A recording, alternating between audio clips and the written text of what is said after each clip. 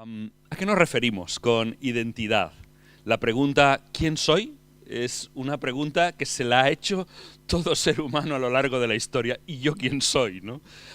Pero como una disciplina de estudio, como una comprensión actual del concepto de identidad, como la popularización del concepto de identidad, es relativamente nuevo. Podríamos decir que proviene de los años 50 del siglo pasado. Erik Erikson, un sociólogo de origen alemán, pero en Estados Unidos, popularizó el concepto de identidad y el concepto que hemos trabajado nosotros tantas veces de crisis de identidad. Esa palabra proviene de los años 50 del siglo pasado. Según su visión, la identidad está formada por la interacción de tres variables diferentes. Son las que aparecen en este cuadro que no tenéis el gusto de ver porque casi está difuminado. Pero básicamente son tres globos que interactúan los unos con los otros. La identidad está formada, en primer lugar, por tus datos biométricos. ¿Quién eres? ¿Cuál es tu altura? ¿Cuál es tu ADN? Todo eso define parte de tu identidad, pero eso interactúa con tus datos biográficos, con lo que ha pasado en tu vida. Lo que ha pasado en tu vida a lo largo del tiempo define la clase de persona que tú eres hoy. Pero aún hay un tercer componente, que es el componente de la sociedad en la que vives, porque la sociedad en la que vives hace que tú seas quien seas. Si has nacido aquí, si toda tu vida has estado aquí, si tus parientes son de aquí, de hace mucho tiempo, tú puedes decir, es que soy mallorquín, ¿vale? Y si no, también, ¿no? Pero soy un mallorquín llegado más recientemente, ¿no? Por lo tanto, los datos sociológicos interactúan con los biográficos y interactúan con los datos biométricos para que tú seas tú. La identidad sería algo que de alguna manera va evolucionando, porque tus datos biométricos van cambiando, aunque no te lo parezca, te vas haciendo mayor. Eso es algo que yo descubrí por mi pelo, por ejemplo. Se le va cayendo el color negro a mi pelo y cada vez es más lo que dicen sal y pimienta, ¿no? Entonces, fijaos que esos datos van cambiando a lo largo de la vida, van cambiando, la sociedad en la que vivo también va transformándose, mis datos biográficos van cambiando y al interactuar pues hacen que sea una realidad en cambio, una realidad no solo en cambio, sino una realidad en tensión. De alguna manera, la identidad puede definirse como tensiones entre permanencia, cosas que son fijas, y transición, cosas que son variables. También se explica algunas veces, ya la mitología clásica trataba de explicar esas cosas, ¿no? Y, por ejemplo, el típico ejemplo del río de Heráclito se puede definir de esta manera: nadie se baña dos veces en el mismo río. ¿De acuerdo? ¿Por qué? Porque cuando sales del río, el río ya es diferente, pero cuando vuelves a entrar, tú eres el que eres diferente, cuando vuelves a entrar pasado un tiempo en el río. Por lo tanto, y el río, es el mismo, y tú eres tú, pero nadie se baña dos veces en el mismo río. También lo explicaban los griegos con la fábula de la barca de Teseo, la que le llevó de Creta hasta Atenas, ¿no? Los griegos tenían tanto respeto por esa barca que la habían guardado, ¿no? Pero la barca, con el tiempo, las tablas de la barca se habían ido pudriendo y ellos cogían tablas nuevas y sustituían las tablas viejas que se iban pudriendo, con la consecuencia de que al cabo del tiempo ya no quedaba ninguna tabla de la barca original. Y la pregunta es, ¿la barca era la misma o era distinta la barca? En cierto sentido era la barca de Teseo, pero en cierto sentido de la barca de Teseo no quedaba nada. Y eso es lo que le ocurre a nuestra identidad. Yo mismo me reconozco y soy Jaume, pero definitivamente no soy el Jaume que era hace 30 años atrás.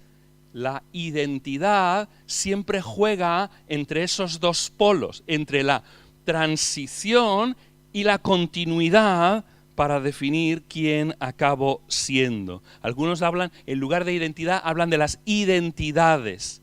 Ya en determinados entornos mi identidad es distinta a la otra. En casa soy papá o soy el marido de Puri, pero en mi trabajo soy el secretario de la Alianza y en las redes puedo ser conocido por cualquier otra cosa diferente. Es decir, que hoy en día no tenemos solo identidad, sino tenemos identidades de alguna manera, que tendrían un cierto carácter de permanencia y que también irían evolucionando en la medida que los factores van cambiando.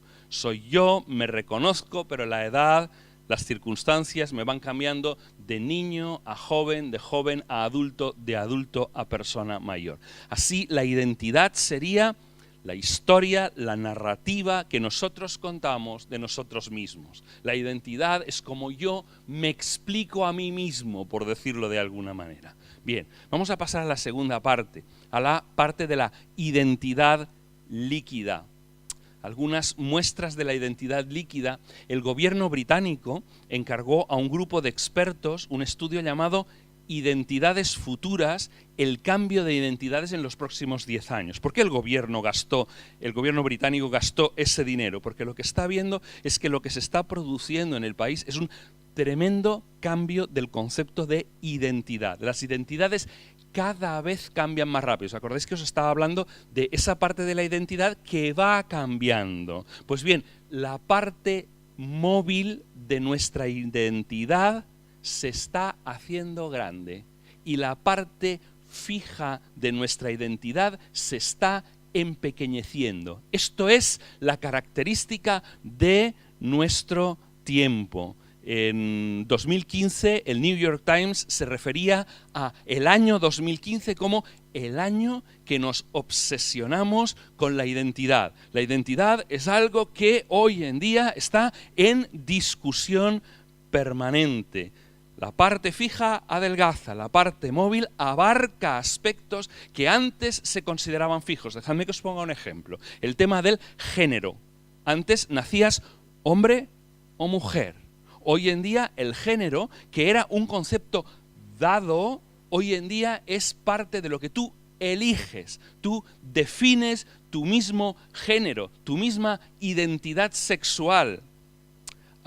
Otros conceptos, la etnicidad. Antes, toda tu vida, tú eras de una misma etnia. Hoy en día hay gente que hace cosas para cambiar la etnia. ¿Os acordáis de un cantante, Michael Jackson, que se estaba emblanqueciendo de alguna manera? Él consideraba que podía incidir en su etnicidad de alguna manera. Partes que se consideran móviles, mis decisiones pueden afectar, y eso nos habla más y más de esa corriente que rechaza la identidad dada y afirma que la identidad es escogida. Os doy otro ejemplo más de identidades escogidas. En Gran Bretaña, cuando tú te vas a dar de alta en tu perfil de Facebook, tú puedes escoger entre hombre, mujer y otros. Y cuando te dan otros, pinchas ahí y hay 71 opciones diferentes de definir qué eres si no eres ni hombre ni mujer. Eso está pasando hoy en día. Estamos hablando de realidades totalmente actuales. El individualismo. El individualismo tiene cosas muy interesantes. Es una creación de la era de la razón que arranca con la modernidad en el Renacimiento, que da una vuelta de tuerca con la Ilustración del siglo XVIII y representa grandes cosas positivas, como la creación del pensamiento autónomo. Pienso por mí mismo. Eso es muy positivo, lo de pensar por mí mismo. Las libertades civiles, ¿no? Los derechos fundamentales. Esto de alguna manera son definiciones que provienen de esta época, cosas muy positivas. Pero el mundo que conocemos hoy, la iglesia evangélica tal como la conocemos hoy, es una creación, es un producto de esta forma de pensar. Es una creación del individualismo. ¿No nos lo parece? Está tan integrada en nosotros que no somos ni capaces de ver que nuestra forma de entender el cristianismo a lo largo de la historia ha tenido diferentes corrientes de espiritualidad. Y la forma como nosotros lo entendemos hoy está creada, nace de esta época. El cristianismo se ha expresado de muchas maneras, pero el cristianismo evangélico, nacido en el siglo XVIII, nace del individualismo. Por lo tanto, el individualismo tiene cosas muy buenas, pero también tiene aspectos que inciden en nuestra identidad. Porque hoy en día tenemos un individualismo radical que genera una identidad que definimos por nosotros mismos. Me he convertido en agente y árbitro de mi propio destino. Es una reacción contra la imposición, me han impuesto, me han dicho quién soy yo. Y ya no quiero más que me digan quién soy yo, sino quiero definir yo mismo. La libertad es el valor absoluto de nuestro tiempo, del siglo XX y siglo XXI. Ahora quiero ser libre de, no tanto libre para, sino libre de. Y por lo tanto quiero ser libre de cualquier otra cosa que no sea mi propia autodefinición de quién soy. Mirad, la cosmovisión premoderna, en la cosmovisión premoderna yo era una esponja, porque yo absorbía significado del entorno. El entorno me decía quién yo era, y me lo decían a base de una fuerza que se llamaba la opinión de los demás. Los demás, ¿qué dirá la gente?, decían antes, ¿no? Eso, y por lo tanto yo asumía identidad de lo que la gente decía que yo era. ¿Qué dirá la gente?, ¿no? De alguna manera. Hoy en día esto ha cambiado, la cosmovisión moderna ha encapsulado la identidad, pero a la vez la individualidad, la disonancia, la diferencia se ha vuelto la forma. La norma de nuestro tiempo es yo defino quiénes soy, yo defino mi propia identidad. El problema es que en un mundo poblado de seres distintos, el mundo es muy uniforme.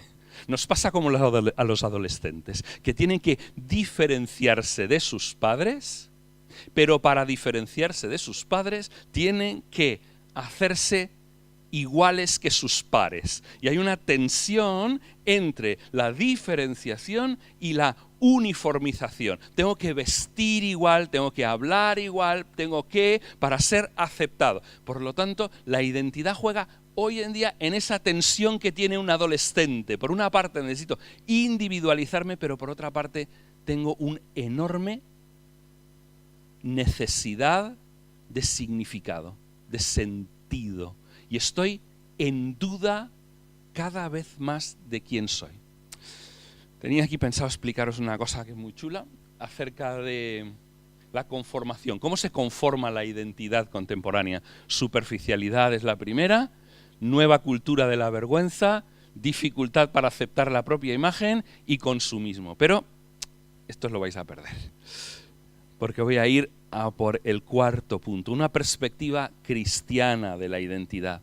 En cierto sentido, es coherente el hecho de que las personas que creen que el universo y la historia no tiene propósito, no tiene ningún sentido, tengan una identidad muy cambiante, porque no tienen un lugar en el que apoyar su sentido de eternidad. Si tú estás solo en el universo, tú tienes que crear tu identidad, porque no hay nadie que te la dé, esa identidad.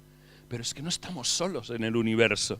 Martín Lutero nos recordó que la lucha espiritual que hay en el ser humano viene de una expresión que él utilizó en latín. El ser humano está incurvatus in se. El ser humano está encorvado hacia sí mismo. El ser humano se mira el ombligo y tiene la necesidad de encontrar sentido en sí mismo. Esto es el pecado. Es que en lugar de aceptar la definición de Dios de ti mismo, soy alguien definido por Dios. Soy un ser que busca la definición de identidad en sí mismo. La Torre de Babel tiene una frase que lo explica clarísimamente. Es que en lugar de el nombre que Dios me da, de ser definido como un hijo de Dios, como una criatura del Altísimo, hagámonos un nombre, es la frase.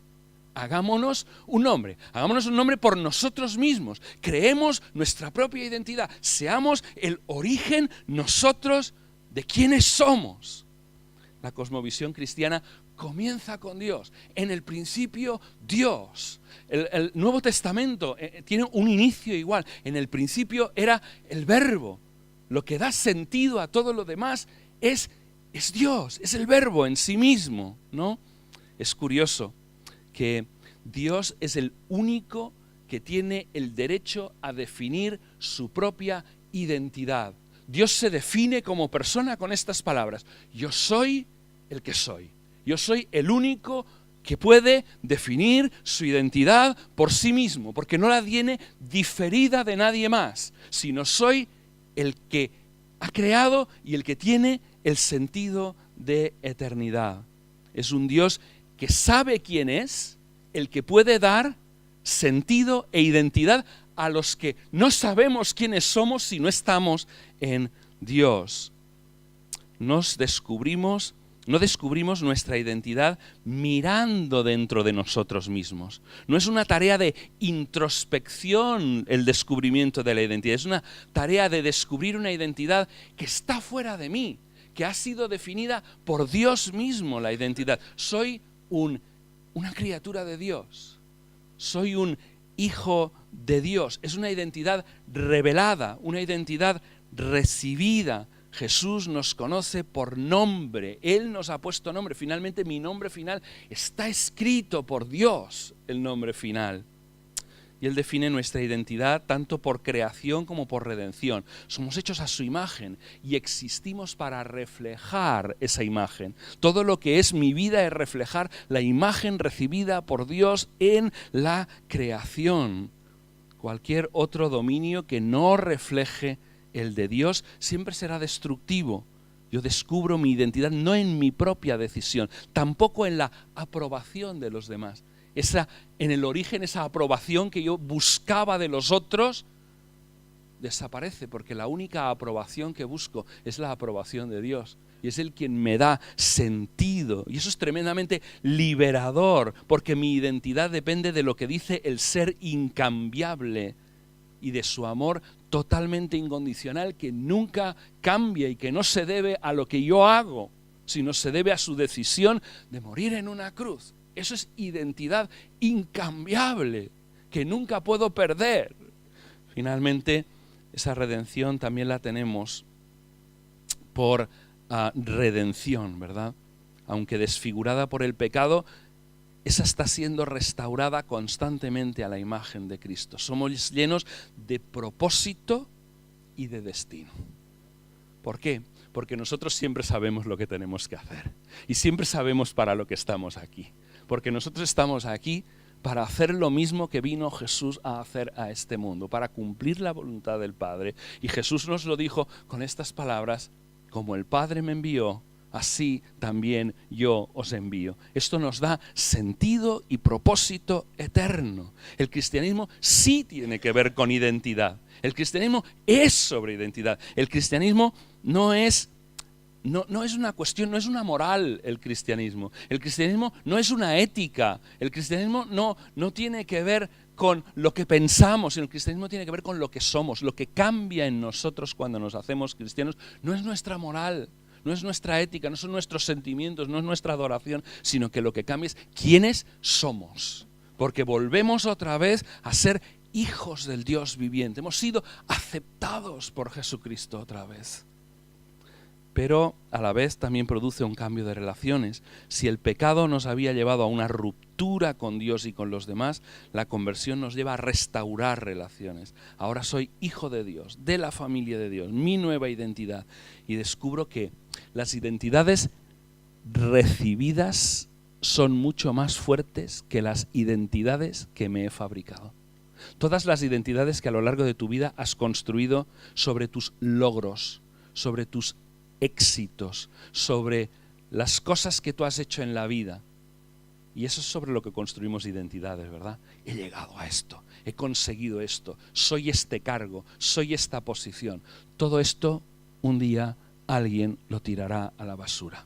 Todo eso un día nadie lo recordará absolutamente. Pero hay una identidad que tú no puedes perder, porque no puedes hacer nada para perderla, porque tampoco la ganaste, que es la identidad que tienes en Cristo. Esa es eterna. Y esas identidades, las recibidas, las que te han dado por gracia, esas identidades perdurarán por la eternidad.